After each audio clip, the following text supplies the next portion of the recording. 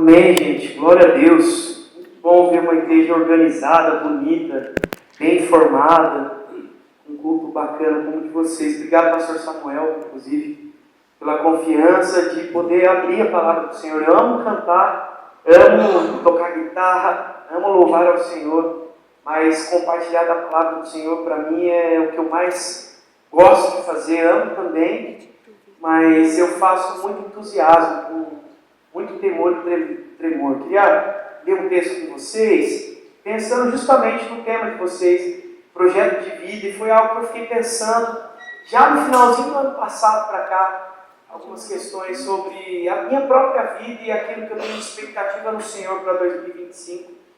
Hoje é dia 26 de janeiro e a gente já viveu bastante coisa, né? E a gente fica, é natural, né? A gente fica não só com expectativas em relação ao nosso futuro no trabalho, ou na nossa família, o desejo que nós temos, mas eu tenho pensado muito sobre a forma como o Senhor quer me usar para o reino dele, para a boa obra dele. Para vocês terem uma ideia, eu fiz algo muito diferente, não porque eu quis fazer, eu recebi um convite, corajosamente aceitei. Agora, há 2 semanas no máximo, acho que nem isso, 10 dias, eu estava no meio do mato, lá na mata, na floresta amazônica, e junto com missionários, passei alguns dias lá, conhecendo o trabalho missionário para quem prega para ribeirinhos. E você talvez não conheça, o povo ribeirinho no Brasil é um povo que não é alcançado, que é difícil de chegar. Para vocês terem ideia, tem comunidades assim, de 5 mil pessoas que para você chegar lá, você vai precisar de no mínimo uns 10, 15 a 20 dias de barco no Rio Negro para chegar nessa comunidade. São pessoas que precisam ouvir sobre o amor do Senhor, precisam conhecer sobre Jesus. E aí eu fui para esse acampamento, para esse retiro lá em Manaus, e Deus tem falado comigo ali também, muita coisa acontecendo. Eu estava até compartilhando com o pastor Samuel para esse ano, a respeito de uma plantação de igreja lá em São Paulo. O Senhor tem colocado isso na minha vida, no meu coração, junto com mais alguns pastores, amigos meus, mais 2 pastores. Então eu tenho pensado como que a minha vida pode ser útil para o reino do Senhor e para que o meu projeto de vida faça com que ele cresça e não o Alexandre.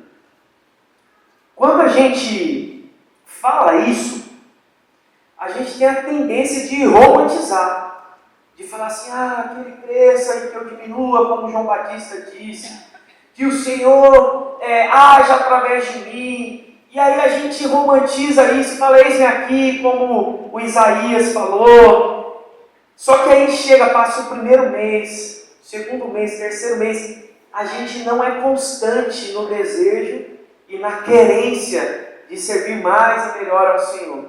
Então, um dos desafios para a minha vida espiritual é que eu seja constante nesse desejo, nesse projeto que o Senhor tem para mim e que Ele tem me desafiado.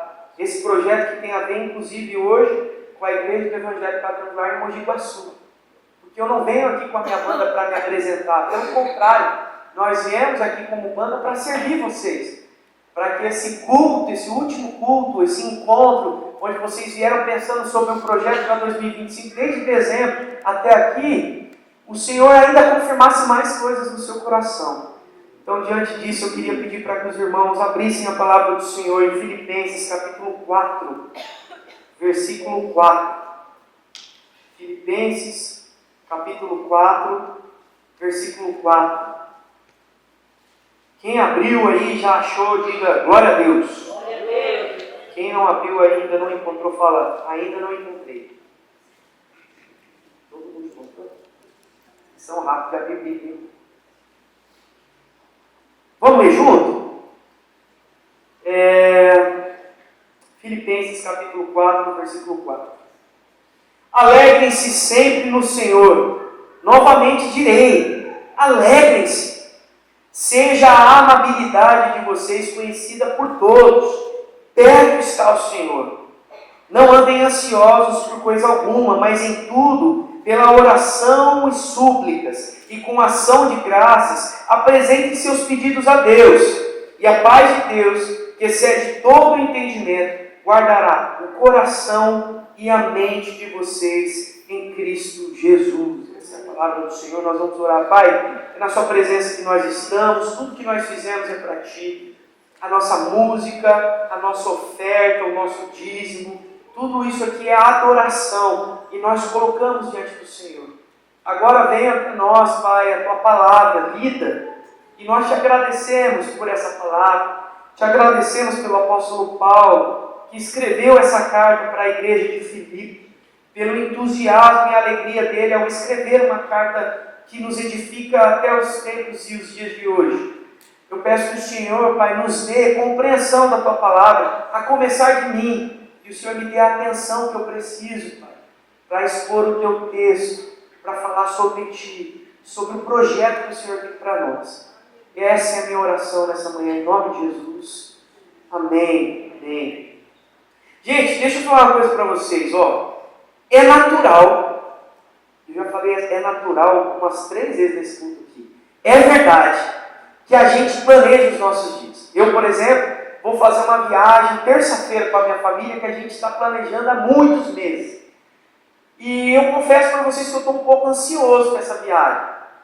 E sempre toda vez que eu vou viajar, eu vou ter algum programa que é um pouco mais longo, eu vou ficando um pouco preocupado, assim. Quando eu fui para Manaus mesmo, meu Deus, gente, eu levei tudo que era equipamento que eu podia para servir as pessoas, os missionários, nós éramos mais de 300 jovens lá, mais os missionários, e levei pedalboard, meu pedalboard é todo high-tech, tem só coisa top, levei essa guitarra top, então, cheguei lá, não precisava usar nada disso, só eu estar lá com os meus irmãos já era suficiente, porque o propósito lá era da gente estar junto, meditar, orar, buscar o Senhor e buscar a vontade do Senhor. Mas eu ficava preocupado, sabe, de falar, olha, como que eu posso fazer para servir os meus irmãos lá em Manaus, lá no meio da mata, lá de maneira melhor. Para vocês terem ideia, ao invés de tocar, eu fiquei carregando colchão, eu fiquei carregando mantimentos, comida, uma distância longa, assim, gente. Eu estava, esse ano eu virei um ano, assim, um rolicinho. Eu estou ainda fora de forma, se eu podia estar melhor. Mas eu estava bem rolicinho, voltei de lá, perdi uns quilos. Minha esposa falou, nossa, olha só, você pode voltar mais vezes lá para servir os nossos irmãos missionários. Mas eu estava bastante ansioso antes dessa ida para Manaus. Agora eu tenho uma viagem terça-feira, como eu falei, que a gente planejou. Eu tenho alguns planos, eu e a minha banda, inclusive daqui a pouco eu apresento os meninos para vocês. Nós gravamos um DVD em Belo Horizonte, final do ano passado, em outubro, e nós terminamos o projeto agora. E eu estou super ansioso, preocupado, pensando como que eu vou fazer para que essa música alcance as pessoas e que edifique a igreja de Jesus. Então tudo isso traz inseguranças no nosso coração. Sou só eu assim ou vocês também são assim? No trabalho, na família, nos negócios. Eu tenho um filho de 13 anos, vai completar 13 anos agora. Eu fico um pouco preocupado, ansioso com a educação que nós temos dado para o Davi. Se a gente está sendo sábio como pais, de levar ele para o caminho do Senhor, e nós temos feito isso assim, com muita dedicação e cuidado. E aí isso também me traz um pouco de ansiedade e preocupação.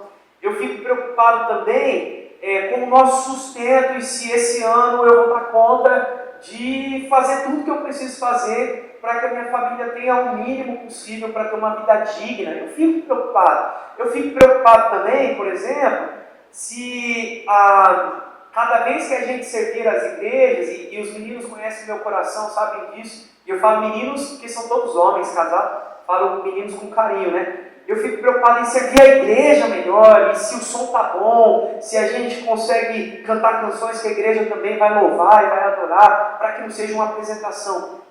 A preocupação é inerente a todo ser humano que pensa e vive. Tá certo? Ok. Mas aí quando você vai para esse texto aqui, a primeira coisa que o apóstolo Paulo fala aqui para a gente sobre o futuro é para a gente não andar ansioso por coisa alguma. Deixa eu fazer uma pergunta muito franca para você. Você consegue controlar a sua ansiedade quando ela vem de repente? É difícil, né, irmã? A irmã está roendo unha já. Misericórdia.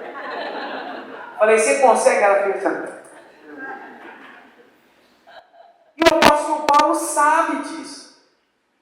Deixa eu contar um pouquinho do contexto dessa carta. O apóstolo Paulo escreveu essa carta para uma cidade chamada Filipo. Filipo é a primeira cidade que o apóstolo Paulo pregou na Macedônia. Quando ele saiu de Israel, e ele já estava sendo perseguido ali, né? Ele se converteu, tem toda a história em Atos, e aí foi decidido que o apóstolo Paulo pregaria para os gentios. Quem são os gentios? A gente, eu, você, que não somos judeus. E aí Filipo foi a primeira cidade na Macedônia que o apóstolo Paulo pregou, e ninguém era judeu lá. E aí o apóstolo Paulo plantou, Samuel, uma igreja lá, evangélica cristã, quem sabe a primeira IEQ de Filipe. Ele plantou essa igreja lá, e o apóstolo Paulo amava essa igreja de maneira muito especial. Por quê? Porque essa igreja cuidava dele. Olha que legal, essa igreja em Filipe, os irmãos filipenses, enviaram um irmão deles para encontrar o apóstolo Paulo. O apóstolo Paulo ele estava preso quando ele escreveu essa carta. Vocês sabiam disso? Ele estava preso em Roma. Isso é um contraste absurdo, porque essa carta de Filipenses nós conhecemos como uma carta da alegria. E como que alguém pode escrever a carta da alegria estando preso? O apóstolo Paulo fala, né, o seu desejo de conhecer Roma. Algumas vezes, em alguma das suas cartas, ele fala sobre isso. E ele conheceu Roma. Foi para Roma, só que ele foi preso por pregar o evangelho do Senhor. E aí eles enviaram o Epafrodito, que é um irmão diácono dessa igreja, para ir levar uma oferta para o apóstolo Paulo, para cuidar do apóstolo Paulo enquanto o apóstolo Paulo estava preso. E aí o apóstolo Paulo escreveu a próprio punho uma carta para essa igreja, agradecendo as ofertas e os cuidados físicos e emocionais também. Porque se você envia alguém para ir até alguém que está passando por dificuldade, é para dar um suporte emocional, né? É para você cuidar dessa pessoa. Então, como pode alguém, estando preso, escrever uma carta da alegria? Uma coisa que também me chama a atenção, além do apóstolo Paulo estar preso em Roma, e ele escreveu todo esse texto, depois você pode ler essa carta curtinha, ler esse texto de Filipenses, é que essa é uma das cartas mais pessoais e calorosas do apóstolo Paulo. Você vai ver muito do derramar do coração dele, assim como ele faz também quando escreve para Timóteo. E aí o apóstolo Paulo fala assim, vocês entenderam o contexto, ele está preso, está em Roma, perseguido, e aí ele escreve: alegrem-se sempre no Senhor, novamente direi, alegrem-se. Não é possível. O apóstolo Paulo está de brincadeira. Como que alguém escreve para se alegrar estando preso? Essa canção que nós cantamos, Deus é bom, fala sobre a bondade de Deus independente do que a gente vive. Tem um trecho ali que canta, o meu Deus é bom, por isso eu descanso, mesmo que nem tudo esteja 100%. É muito fácil a gente adorar, louvar o Senhor, dizer que Deus é bom, quando tudo está bem. Quando as coisas dão certo, cara, aí a gente fala, Deus é bom. E é legal que a gente faça isso, ainda bem. É muito bom a gente falar que Deus é bom quando temos saúde, quando o nosso trabalho está indo bem, quando o nosso casamento está bem, quando a nossa relação com os nossos filhos está boa, saudável, quando nós estamos no alto da montanha, assim, lá em cima, de braços abertos, falando, eu sou um adorador verdadeiro, porque o nosso Deus é bom. Mas como pode alguém, estando preso, perseguido, dizer, alegrem-se no Senhor? Qual o motivo dessa alegria? Da onde vem essa exclamação? Na teologia a gente aprende que quando o texto ele é escrito duas vezes, uma palavra, ela tem a intenção de reforçar o seu conceito. E o apóstolo Paulo, já no grego, escrevendo esse texto, ele fala, alegrem-se onde? No Senhor. Novamente direi, Alegrem-se. Ou seja, ele está falando, Igreja do Evangelho Quadrangular em Mogi Guaçu, se alegra na presença do Senhor. Novamente eu vou dizer, fiquem muito alegres, muito contentes, muito preenchidos por uma tamanha alegria. Por quê? Porque perto está o Senhor, ele complementa. Essa é a boa nova. É isso que dá sentido. E ele não complementa com uma vírgula, ele complementa dizendo, alegrem-se no Senhor, novamente direi, alegrem-se. Por quê? Porque perto está o Senhor. E a mensagem da volta de Jesus não é mais pregada, não é mais falada. Nós só pregamos no nosso bem-estar, nós só falamos dos milagres que desejamos, nós só falamos dos projetos de vida individuais que envolvem a nós mesmos, a nossa família, os nossos amigos, mas a gente não fala sobre a volta de Jesus mais. Faz sentido o que eu estou falando para vocês? Quando foi a última vez que você teve uma conversa com alguém ansiando a vontade, ansiando a volta de Jesus? Você lembra? Quem se lembra dessa última conversa? Levanta a mão, seja humilde, hein? E verdadeiro. Pouca gente. Pouca gente. A gente sabe que muita coisa precisa acontecer quando nós estudamos a palavra e nós vemos que sinais acontecerão. E o Jesus voltará e a sua segunda volta se dará quando todos ouvirem. Meus irmãos, eu conheço muitos missionários, não só no Brasil, é um privilégio, inclusive, me relacionar com essas pessoas. Eu sou muito engajado com missões. E aí o pessoal que faz missões mundiais, eu conheço o pessoal que tá plantando igreja em Kosovo. Vocês já ouviram falar? Kosovo fica perto da Albânia. E lá a maioria das pessoas, inclusive, não foi no início desse ano, no final, em dezembro, eu almocei com um amigo meu que é missionário lá, não posso nem falar o nome dele, olha só, eu não posso falar o nome dele. Porque se eu disser o nome dele, onde ele é missionário, ele pode ser perseguido, porque lá a maioria dos religiosos lá são muçulmanos. Ou ele pode não ser perseguido, mas o ministério dele não vai prosperar mais lá. Porque ele não fala que é cristão lá onde ele está. Porque ele está pregando e aceitou a grande comissão, que está escrito no texto de Mateus capítulo 28, falando sobre Jesus a todos os povos. E nós fazemos isso até que o Senhor volte. Mas a gente está preocupado em vir para a igreja, muitas vezes para ter uma palavra poderosa da parte do pastor Samuel. E Deus usa a vida do teu servo, é um fato. Mas só de ver a maneira como o pastor Samuel falou sobre generosidade, sobre dízimos e ofertas, eu já entendi que esse não é o foco da vida dele, nem dessa igreja, amém? Amém. Glória a Deus! Mas, no fundo, a gente quer uma bênção. No fundo, a gente tem expectativas. E ó, que legal, eu estou me colocando junto, estou falando a gente. Eu sou assim também. Mas a mensagem do apóstolo Paulo para a gente, de se alegrar no Senhor, tem a ver com o desejo de estar na presença desse Deus e de nos lembrarmos de que o Senhor está conosco a todo tempo. Perto está o Senhor é de que Ele voltará, mas perto também está o Senhor de que Ele está comigo a todo tempo, a todo momento.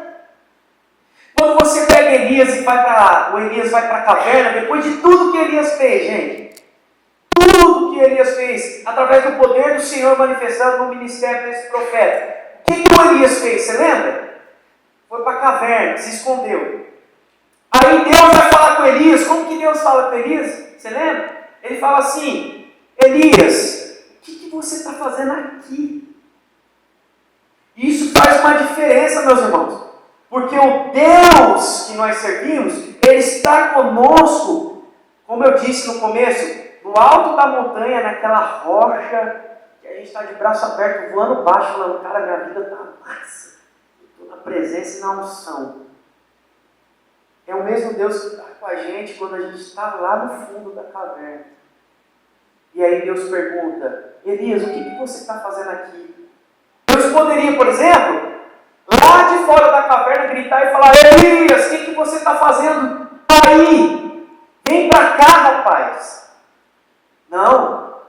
Deus fala: Elias, o que você está fazendo aqui? Porque o Senhor está com a gente. Uma vez eu ouvi de um pastor, eu amei essa frase, não sei se é dele a autoria, ele fala assim que a mesma rocha que nós pisamos quando nós estamos no alto monte, na melhor fase da nossa vida, é a mesma rocha que nós estamos sentados, debruçados no fundo do poço. Essa rocha é Jesus. Porque perto está o Senhor. Então, igreja do Evangelho Quadrangular Mogi Guaçu, alegre-se no Senhor, novamente direi, alegre-se, perto está o Senhor. Quem crê nisso, levanta a sua mão. Louvado seja o nome do Senhor, Ele nos é suficiente. Aí ele completa, aí ele fala para mim aqui, ó, Alexandre, não anda ansioso por coisa alguma, mas em tudo, pela oração e súplicas e com ação de graças, apresentem seus pedidos a Deus. Eu gosto muito, gente, eu acho que é um padrão de todo ser humano, né? Eu gosto muito de checkpoints. Por exemplo, eu e os meninos da banda, a gente colocou lá que a gente devia treinar pelo menos, mínimo, 4 vezes por semana, ir para a academia. Aí a gente fica um lá inspirando o outro. Aí quando um vai, aí a gente põe lá 1/4, 2, aí, mano, aí sim. O nosso batera, o JB, ele é pai fresco. Acabou de nascer o João, filho dele, quase 5 quilos, gente. Tá pega. Molecão. E aí imagina, né? A gente sabe quando nasce bebê, dorme menos, é aquela correria, todo o suporte. Mesmo assim, ele manteve lá os 4 treinos por semana. Eu falei, pô, isso motiva a gente. É natural a gente colocar checkpoints, é como se fosse, é como se a gente estabelecesse metas para a gente, ou como se nós tivéssemos fórmulas para fazer coisas. Na música, por exemplo, a gente usa muita fórmula. Ó, faz esse padrão com essas notas aqui, você vai obter esse resultado. Para quem cozinha, por exemplo, abrir uma receita, seguir a receita e ver aquele bolo bonito, né, com aquela massa boa, com aquela cobertura de chocolate, o bolo de... Pai, vai falando, Senhor. É bom demais seguir uma receita e ver que essa receita dá certo. Não é verdade? E você já percebeu que o apóstolo Paulo nos dá uma receitinha aqui? Quem notou isso nesse texto aqui? Levanta a mão, deixa eu saber. Não notou? Então você vai guardar agora. É como se a gente buscasse assim, qual é a receita de uma oração genuína? É claro que não é sobre isso. A oração genuína é aquela que parte da sinceridade do nosso coração. Mas o apóstolo Paulo nos ensina, não é uma receita, mas ele nos ensina o seguinte, ele fala assim, Alexandre, Paulo, Bruna, Carlos, Jorge, não anda ansioso por coisa alguma, não perde o seu tempo. Para quê? Mas em tudo, absolutamente tudo, pela oração e súplica e com ação de graças, apresentem seus pedidos a Deus. E aí vai ter um resultado. Então é com oração, com súplica e ação de graças. Apresentem os seus pedidos a Deus. O que o apóstolo Paulo está nos ensinando aqui é que é natural, é inerente à vida, a preocupação. Mas você não precisa se apegar a isso. Você vai passar, minha irmã que estava roendo a unha, nós vamos passar por uma situação que é difícil, mas você não tem que se apegar a isso. Nós colocamos diante do Senhor, através da oração sincera, suplicando. A súplica é como se fosse a última instância da nossa vida, e de fato é a primeira e última, a presença do Senhor e o Deus Altíssimo, onde nós derramamos o nosso coração, clamando, orando e pedindo, Senhor, socorra-nos. Mas sem se esquecer, e aqui está o famoso pulo do gato, sem esquecer daquilo que o Senhor já fez por nós. Lábios de gratidão é você olhar no retrovisor da sua vida e falar, Senhor, o Senhor sabe o que eu estou passando hoje. O Senhor sabe a minha dificuldade. Eu suplico ao Senhor, assim como o Senhor fez lá atrás uma vez, faz de novo outra vez. Você olha para o retrovisor da tua vida e fala, Senhor, quando o Senhor me livrou naquele tempo. Eu creio que o Senhor pode fazer novamente, de novo e de novo. Nós rasgamos o nosso coração na presença do Senhor e clamamos a Ele, mais uma vez, faça de novo e de novo, Senhor. E aí, qual que é o resultado desse ensino do apóstolo Paulo para a gente? Você pode ler aí no versículo 7. E a paz de Deus, que excede todo o entendimento, guardará o coração e a mente de vocês em Cristo Jesus. Oh, louvado seja o nome do Senhor. E a paz de Deus que excede toda a ciência. E a paz de Deus que excede toda a compreensão. Sabe o que a gente falou lá? O irmão que está passando por dificuldade, que está no trabalho, as pessoas olham para ele e falam, cara, como que esse cara sorri? Como que essa irmã consegue ter esse ânimo e essa energia diante de situações tão difíceis, diante de tantos problemas, e ela continua seguindo em frente? Como? É a paz de Deus que excede toda razão e compreensão. Aí você fala assim, é por causa de Jesus.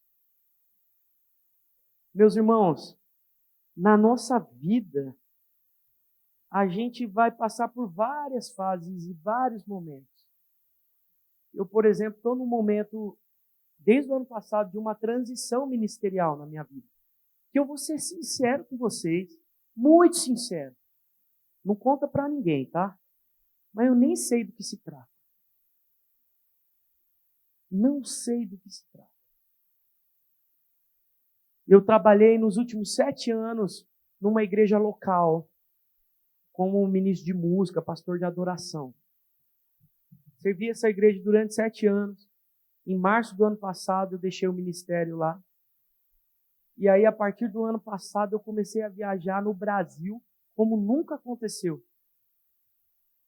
E eu sei que existem pessoas, cantores, com vozes muito mais bonitas do que a minha, com músicas que as pessoas ouvem uma vez só e já saem cantando, e músicas poderosas, abençoadas. E não é falsa modéstia que eu estou dizendo isso para vocês. E o Senhor tem nos levado, para lugares que a gente não imaginava. O ano passado, como nunca na minha vida, eu toquei em 14 estados diferentes do nosso Brasil o ano passado. Não sei o que aconteceu, meus irmãos. Eu não fiz nada. Não divulguei. Eu só segui o que eu sempre fiz pelo menos nos últimos 10, 12 anos da minha caminhada ministerial.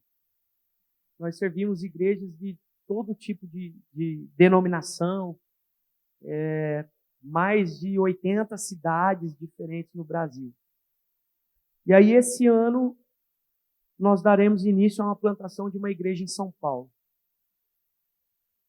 Não sei não faço ideia do que está sendo isso, eu só estou dizendo, eis-me aqui, porque o projeto da minha vida é fazer a tua vontade, é para te adorar que eu nasci.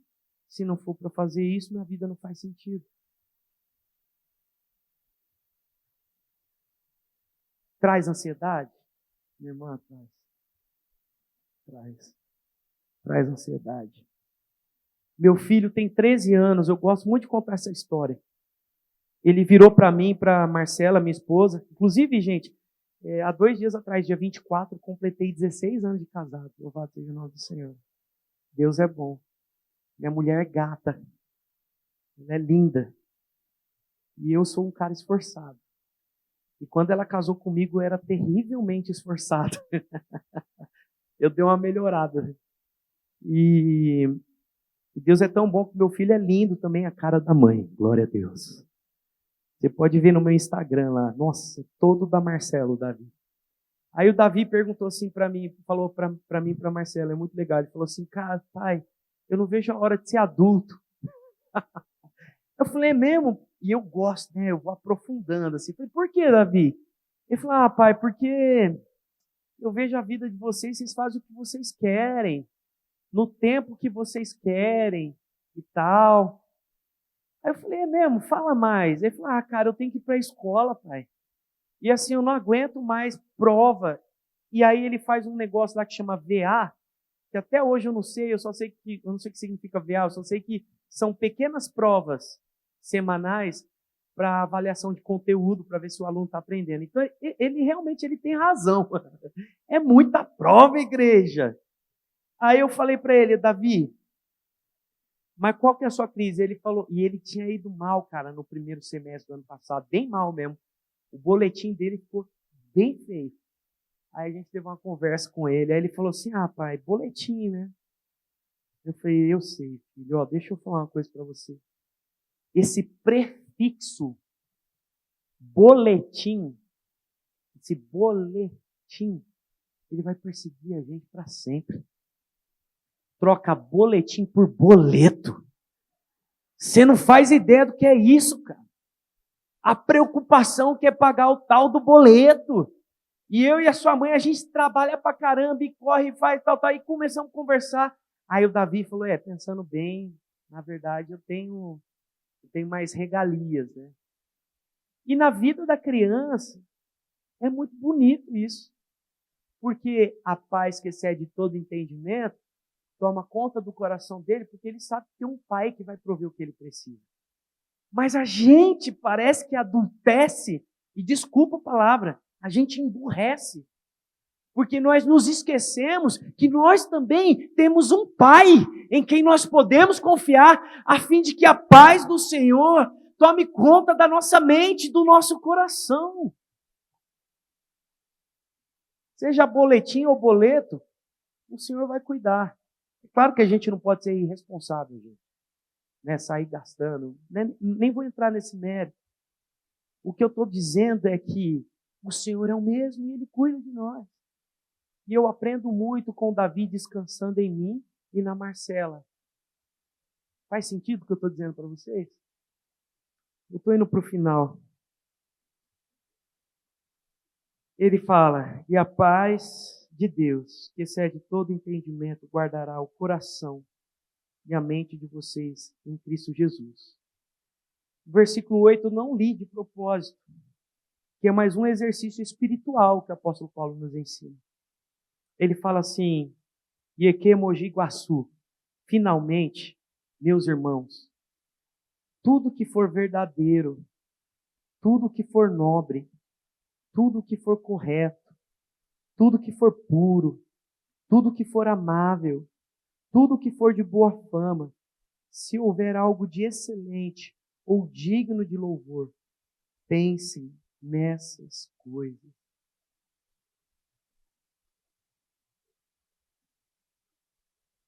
A gente vive pensando na desgraça. A gente é meio pessimista. A gente bota a culpa no governo, a gente bota a culpa no governo de outro país, e o cara fala umas coisas lá e a gente bota a culpa no nosso irmão, a gente culpa a nossa esposa, as esposas culpam os seus maridos, os maridos culpam os filhos culpam os pais. E aí a gente vai enchendo a nossa mente de informações, muitas delas distorcidas que vêm desse negócio aqui, ó. Você tem a escolha para tudo na vida de usar para a honra e glória do nome do Senhor ou deixar que o diabo coloque coisas na sua cabeça. Você tem um carro, você pode usar esse carro para a honra e glória do nome do Senhor ou você pode usar esse carro, nem vou te dar ideia. Você tem um celular que você pode usar para a honra e glória do nome do Senhor ou deixar com que as coisas deste mundo entrem na sua mente e no seu coração e roube a paz da sua vida. A paz que só Jesus pode dar. E o apóstolo Paulo nos ensina, como eu comentei, é uma disciplina espiritual, dizendo assim, gente, olha só, para de pensar em bobeira, em bobagem, para de ver coisas que não prestam, para de se comparar, para de desejar. Para de buscar, de atentar, de fazer coisas que não vão gerar frutos na sua vida. E pense em tudo que é verdadeiro, tudo que for nobre, tudo que for correto, tudo que for puro, tudo que for amável, de boa fama. Se houver algo de excelente ou digno de louvor, pensa nessas coisas. Quanto tempo faz que você não coloca a sua cabeça no travesseiro e realmente dorme, descansa? Há quanto tempo você precisa tomar uma medicação para dormir? Há quanto tempo você está cansado? Entra ano, sai ano e você continua cansado. Todos que estão cansados e sobrecarregados, vinde a mim, porque eu lhes darei o descanso, diz o Senhor. Meus irmãos, se o nosso projeto de vida for para nosso benefício mesmo, a gente vai continuar cansado, sobrecarregado, preocupado. E nós vamos continuar sendo pessoas frágeis, onde qualquer vento de doutrina, qualquer coisa errada, vai tomar conta do nosso coração. Mas se a gente pensar que a nossa vida não é mais nossa, e que João Batista disse que ele cresça e eu diminua, e como diz uma canção, né, mais recente, é ele, por ele que eu estou gastando a minha vida, deixando tudo por amor e com alegria. Essa música foi escrita com base no texto de João Batista. E a paz de Deus, que excede entendimento, vai tomar conta do nosso coração. Faz sentido? Na nossa vida, por nós mesmos, não faz sentido. Tem uma frase que eu gosto: que o meu nome morra com o meu corpo e que o de Cristo permaneça em tudo.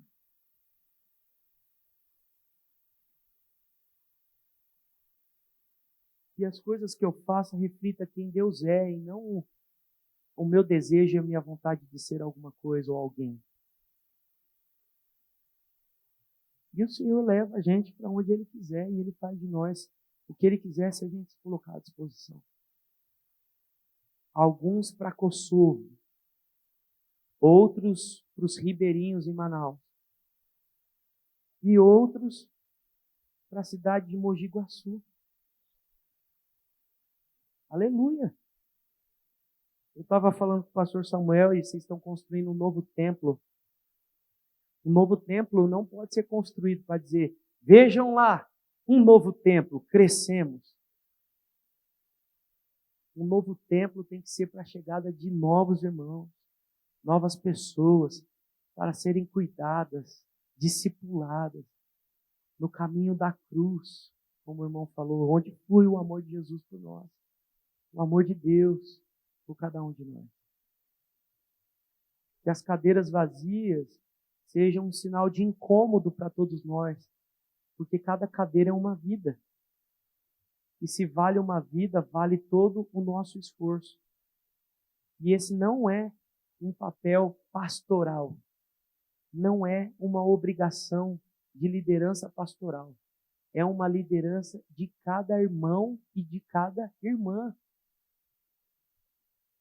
Porque o texto de Mateus 28, ide por todo mundo, pregar o evangelho batizando em meu nome, não foi escrito para pastores. Esse texto foi escrito e falado por Jesus para todo aquele que é crente. Quando nós guardamos o nosso coração e colocamos em prática o que o apóstolo Paulo nos ensina, a gente para de se preocupar com a gente mesmo. E a gente passa a enxergar o mundo como um campo missionário, para que mais pessoas ouçam e vejam.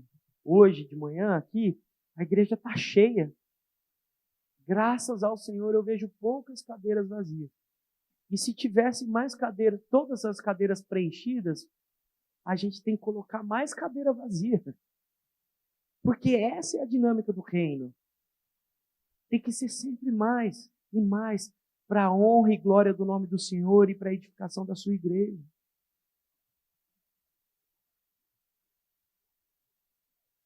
Essa mensagem pode parecer uma mensagem terapêutica, de cuidado pessoal, de olha, se você está mal, fica bem, porque se a gente colocar em prática tudo isso aqui, o Senhor vai cuidar de você. E não é isso, meus irmãos.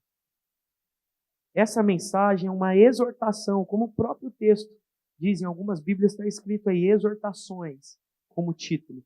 Isso aqui é uma exortação para você parar de ficar ansioso com a sua própria vida e começar a olhar para quem tem fome e sede de Cristo e não sabe. Para encerrar, eu vou chamar os meus amigos. Eu sou fruto do ID. Minha mãe, meu pai alcoólatra, a gente vivia uma vida terrível, de um lar desfigurado, doente. E eu vou chamar os meus amigos.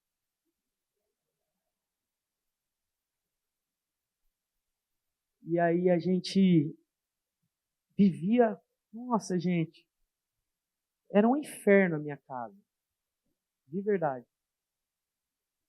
Eu lembro que eu tinha por volta de uns 9 anos, quando minha mãe foi pela primeira vez numa igreja do Evangelho Quadrangular. Eu tenho um carinho enorme pela igreja do Evangelho Quadrangular, denominação. Minha mãe estava, depois de um dia, uma noite terrível, a minha mãe estava indo para o trabalho num ônibus, e aí no ônibus ela chorava, indo para o trabalho lembrando de tudo que ela estava vivendo com 3 filhos. E enquanto ela chorava, isso na década de 1995, uma pessoa se aproximou da minha mãe e falou, por que você está chorando? Aí a minha mãe contou. Aí essa pessoa disse para minha mãe, você precisa de Jesus. A minha mãe ia a um centro espírita, o meu pai não tinha religião. E quando minha mãe ouviu o nome de Jesus, foi um chamado irresistível na vida dela. Jesus? Quem é Jesus? O nome da minha mãe é Maria Aparecida. Quantas Marias Aparecidas nós temos aqui em Mogi Guaçu que você vai dizer, você precisa de Jesus. E ela vai dizer, Jesus, quem é Jesus? Me fala mais. O Espírito Santo soprou na minha mãe. Você precisa de mim. Porque uma pessoa parou de se preocupar com a própria vida, não ficou ansiosa. E quando tinha dificuldade, ela orava, suplicava com lábios de gratidão, porque nós que somos crentes, nós já temos tudo, não precisamos de mais nada, gente. Chega, acabou. Quantas Marias, quantos Paulos. O meu pai era doente, ele é um adicto, meu pai é doente até hoje, porque um alcoólatra, ele é alcoólatra a vida inteira. É uma luta para o meu pai. Você acha que meu pai não está nem aí? Não quero beber mais. Mas uma pessoa falou de Jesus para minha mãe. Aí eu estou aqui hoje, com 39 anos, e tenho servido a igreja brasileira através de canções saindo da roça, gente. A cidade onde eu moro é muito interiorzão. Assim. Aqui, Mogi Guaçu é cidade grande.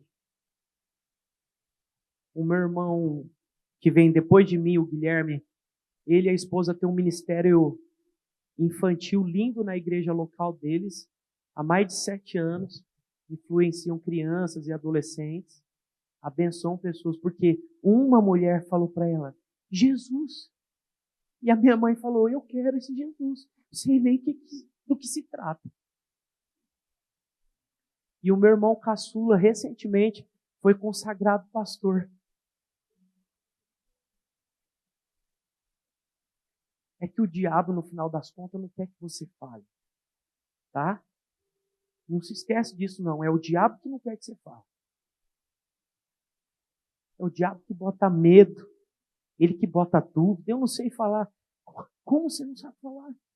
Você só fala Jesus. Essa pessoa só falou, você precisa de Jesus. Minha mãe foi uma vez na igreja. Uma vez na igreja. Para voltar sempre, todas as semanas. Até que um dia, numa quarta de oração, numa terça de oração, a gente estava orando de joelho, clamando ao Senhor. Minha mãe botava ela e os 3 filhos de joelho, orando, clamando ao Senhor, colocando toda a dificuldade, tudo aquilo que tinha na vida dela e na nossa vida como família, diante do Senhor, com oração, súplicas e ações de graça. E aí, do nada, minha mãe começou a sentir o cheiro do meu pai.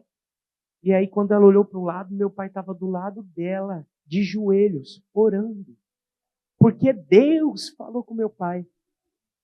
De tanto que a gente orava, de tanto que a igreja orava, houve milagre na minha casa. Sabe, meus irmãos, eu sou um cara imperfeito, cheio de ansiedades também, de fragilidade, de vulnerabilidade. Mas o Senhor tem me usado, tem me dado canções, tem falado comigo. E toda a honra e toda a glória seja dada sempre ao Senhor, porque eu sou como todo crente, dependente da graça do Senhor.